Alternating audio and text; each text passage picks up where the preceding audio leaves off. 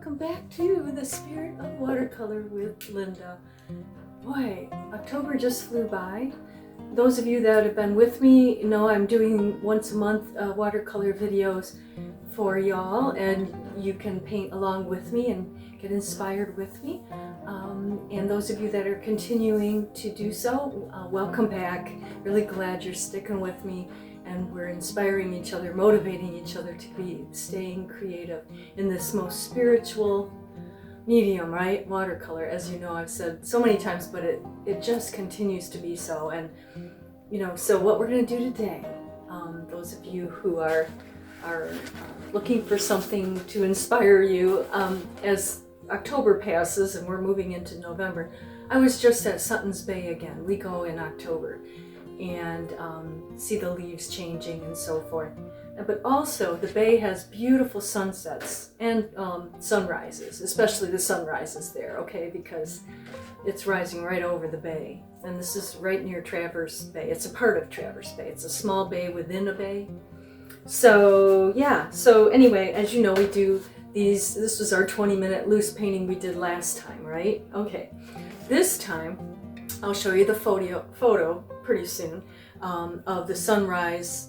I'm actually not sure if this painting is a sunrise or was it a sunset, but the background, as it might have been a sunset of the bay, and the sun was becoming so gold, as it was setting, that it just left this beautiful golden seascape, right? Or lakescape, I guess. Bayscape. I guess it's a bayscape. Okay, I never thought about that before. And there was a sailboat or two on the bay, and that was it. It was calm night, beautiful. And I thought that is a perfect painting waiting to happen. Again, we can stay fresh and loose, okay? And as you can see the photo, I decided to, first of all, draw the horizon line and just a hint of the boat. Which way does this go? There's a reflection, so it could go either way. I could go this way or that way, whatever. I sometimes put the horizon line, you shouldn't put it dead center unless, maybe if you bring the land up, it's gonna take it a little off center, just for interest's sake. If you cut things off or you put things dead center, it's not quite as interesting. Just a tip for you. So the boat's a little off to the side, and it was a sailboat that was, didn't have a sail out. It was just people resting there. They may have been sleeping on the water. We weren't sure. But anyway, so we're going to get our colors out, our watercolors out, and we're going to go to the table together. And I want to show you something that's really exciting. I just picked up my old Strathmore sketch pad just to see how these colors would look. And I just want to show you. Here's the horizon line, and here's the little bitty boat here, okay? However, I used this beautiful color, and I mean, it's a one Daniel Smith paint. It's called, what is it? Golden, oh shoot, I forgot the name of it. Something gold. Oh, I'll Assie Red Gold. Anyway, it's sort of a reddish yellow, and then as it fans out, it turns more yellow. It's a really cool color. It's beautiful. I heard about it from, I think, Jane Haynes. She's an artist that I really admire, watercolor artist, and she talks about these paints all the time in her reviews of them. So it just excited me, the way it just flowed on the paper and just looks like that sunset in the photo. So I want to do that on our large piece. I also want to put in the land and finish the sky, and you'll see that reflecting into the water. It's going to be simple, but again, like our 20-minute photo the other day, you get that fast, fresh look going, and you'll have that with this too, because I'm going to use a sedimentary paint here. It's a mineral paint from Daniel Smith. I'll put the names up for you in a moment at the table, and then we'll complete a fresh, loose but dynamic with these colors sunset of Sutton's Bay. And it can be any body of water as far as anyone else knows. But anyway, I'm so glad that you're here joining me to do this today. And we'll get our paints out, we'll get our brushes out. I'll let you know at the table everything that we need. And it isn't that much, and it isn't going to take that long because I'm working on faster paintings. They seem to be what people are looking for. Not so much that they're fast, but that they're fresh, you know, one application, that they go faster because of that, okay? But they're not, you know, we're not laboring over them for days, and we're not detailing them out. We're letting the paint do so much of the work with the sedimentary paints, the flowing colors, unique colors. So stay tuned, join me in a moment, and we'll get started. I'll see you there. Now here is my sketch on the paper that I started, just the horizon line, the sailboat, a little bit of the land, which I made a little too large, so I took it out with the eraser. But here is my sketch. So here is the finished sketch, and actually, instead of the red and the yellow I was trying to mix, I remembered I had Assie Red Gold, which is this orangey red that, as you spread it out, as it becomes more watered down, it turns yellow on its own. It's a wonderful paint, so that's what I did there. And now we're going to take it over to the one that we drew up this, and put the tape on here on this nice Saunders paper. And then we'll take it, and I'll show you what I did. And just going back for a moment here, you can see I just enjoyed that yellow, that golden yellow in the sky. You could add some darks, but I felt like it was getting too busy, so I'm just leaving that just like a flat wash. And then down here I brought in a little bit more of the higher concentration of the gold, the red gold, because it kind of looks like the waves, plus a little bit of a lunar black, and that in the rocks down here with a little bit of that scarlet down there, and some of the Azo Yellow. And I will get those rocks a little more detailed here because it's a little larger. Okay, but the main thing is getting that sailboat in the water there. Here it is again. And just, you know, it's an inference because it's very tiny, it's very far away in the bay. So let's start painting.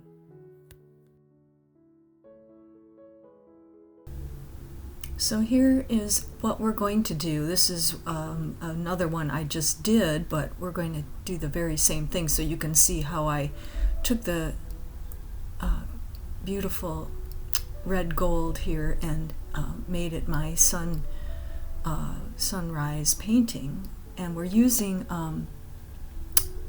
just another sheet of the beautiful Sanford paper, and then we're going to wet it and put our use our flat brush, it's my wash brush, and just wet where I want the paint to go, not wetting where the land is, but then, you know, coming in with after the large brush, my pointed round, and then just, you know, getting as close to the land as possible so that you know, it stops, the flow of the paint stops at that point. And sometimes I actually start from the top of the paper, but in this case I started from the more at the land, and I worked in reverse. And you can do that as well. The paper's wet and it's going to flow. You can lift your board from the bottom and it will flow upward. So let's try that.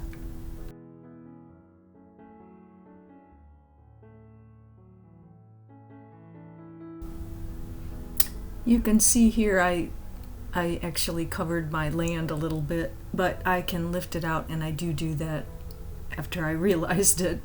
I just pull it out with the paper towel as it's wet. It's easy to lift any paint off usually before it's dry.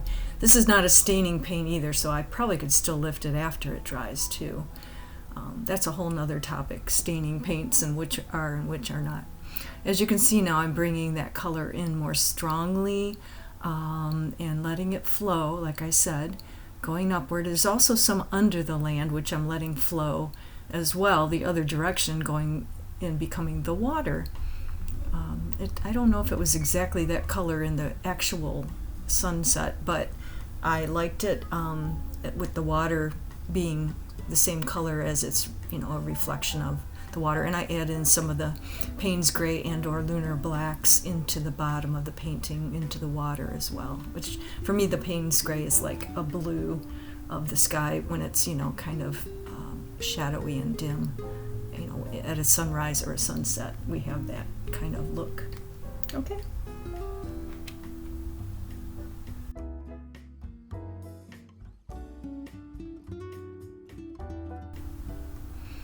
Notice how that Assie Red Gold just fans out into from that orange to a yellow. It's kind of a deep golden orange. It's not really a red, so I wish they'd have called it something a little different, but it does look red compared to the yellow that it becomes, so maybe that's the right name for it. I really love that color, and that's all I've used so far.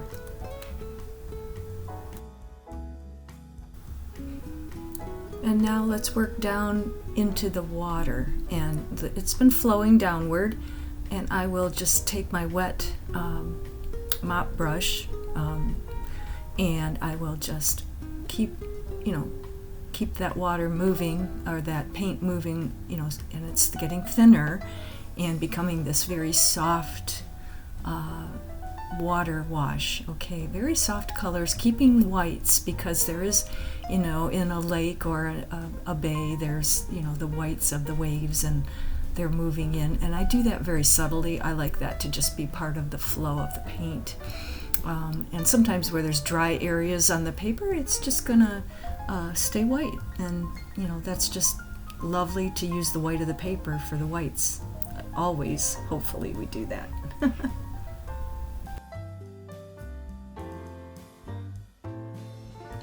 Now that this is dry, you can see even here where I kind of made the mistake, I lifted it out before it dried, and so the land is still there. And I will bring in some color there, and then I've got the gold in the water, but I will bring in some of the sort of, I'll use Payne's gray, I believe, as my blue. It's a bluish gray. It's a beautiful, and do some water closer to the shore here. And I may or may not put it in the top. I often opt out of bringing all the details in. If the wash is lovely like this and simple, we'll just stay with that. So my next steps, you will see me lay in some land here and some land there and some water. The last thing I will do is the boat. Okay, let's put on your nice music and let's just flow with the beautiful watercolors. Okay, and keeping it to 2 colors maybe? We'll see. Okay.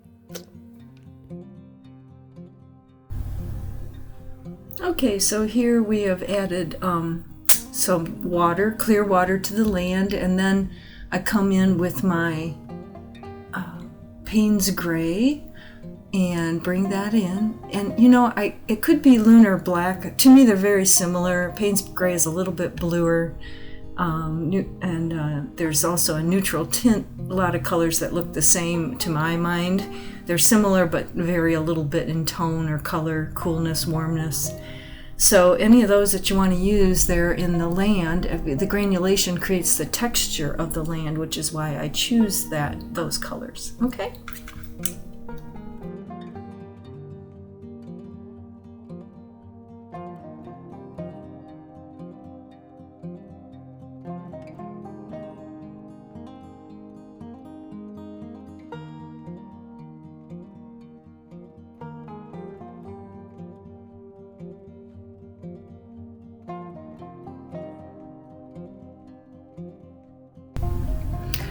And I didn't bring in a reflection of the land into the water. It wasn't there when I was looking out, and I'm wondering if that wasn't a sunrise.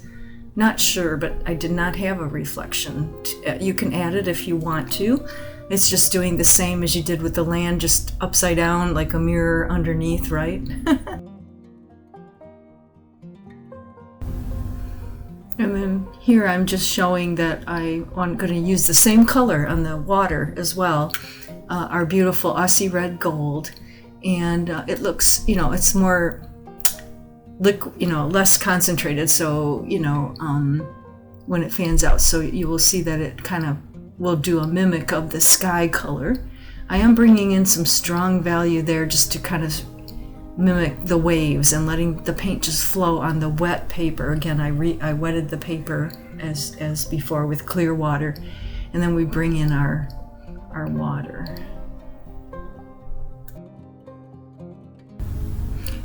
And then we're adding in the land, and again I'm using that same color I used in the background, but more concentrated so that it's stronger value, so it comes forward toward us, the land. And it's again that beautiful dark, whether it be neutral tint or lunar black, which I believe is what's at the bottom of my palette, or you can use Payne's gray to do this very same thing. It'll be a little bit bluer, like I said. So I did jump ahead a little. I got into painting and added more dark up there after it dried. I just felt like after I put the ground in here, I wanted that to be more similar, you know, with the Payne's gray or lunar black. I think I mixed the two colors actually, so you just have a granular dark. Both of those qualify as that. And then I started to add this yellow, and I'm going to show you what I did here. This is not the Assie Red Gold. This is the Nickel Azo Yellow, which is a very gold yellow, and I enjoy that as well. So I'll just go over here so you can see what I'm doing.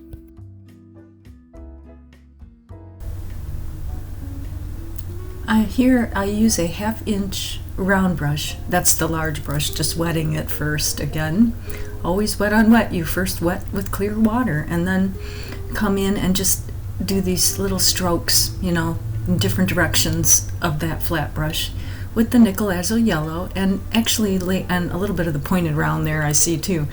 But I also later add a little more of the Assie Yellow Gold in and out of there, just to add a little variety and connect the bottom with the rest of the painting. Otherwise it can kind of separate if you don't use some of the same colors throughout. Just a tip for you.